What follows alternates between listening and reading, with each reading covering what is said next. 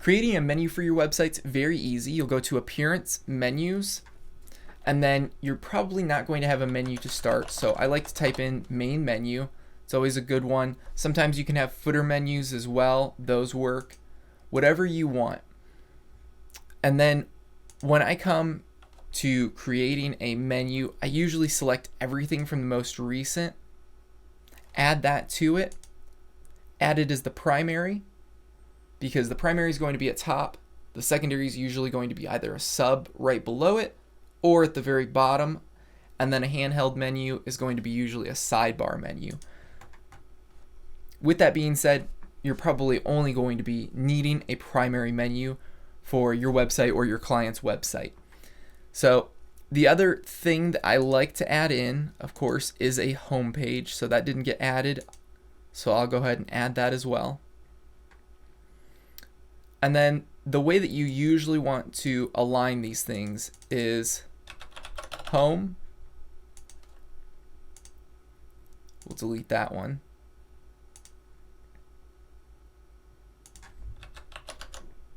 My account will usually be one of the farther things. Blog will be near the end. Contact us will usually be right about here. Shop will be about the second thing, since if you're in e-commerce, that's the most important thing to you.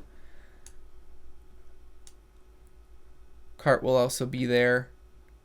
And people don't need to check out, because once they click on cart, that'll move them as a natural e-commerce. Any platform is going to direct them from cart.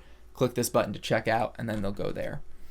So from there, other categories that you might want to add, here's how you add custom links.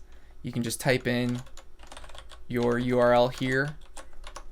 This makes sure that when you have a pound sign or pound symbol, it will automatically just be a on the page itself.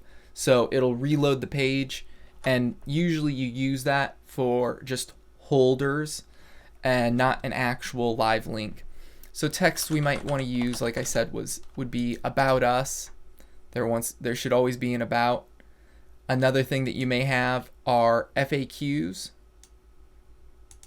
So FAQ, you may have a TOS, a legal, a support, all those different types of things. When it comes to all of the legal services, the disclaimer, the TOS, the privacy policy, all of those necessary things of a website. And the best way to get these things is I'll include templates for you for the generic ones that I have, but you should always maybe customize what you can if the person is paying you enough, because depending on the legality of where you're at, these laws and rules may change. So you want to obviously get things specific to your country and your area, especially for where the end user of this website is going to be located. So if they're in, the European Union, you need to have specific laws and statutes for that, instead of maybe you're inside Malaysia or you're inside the US,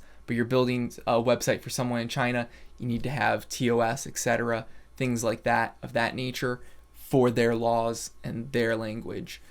With that being said, about us, legal things, those are more of what I include.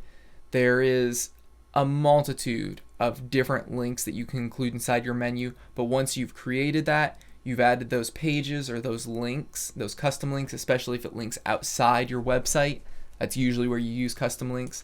Just save that menu, and that's going to show up on your website now right after you're done. And anytime you need to edit your menu, this is all done right here at this back end.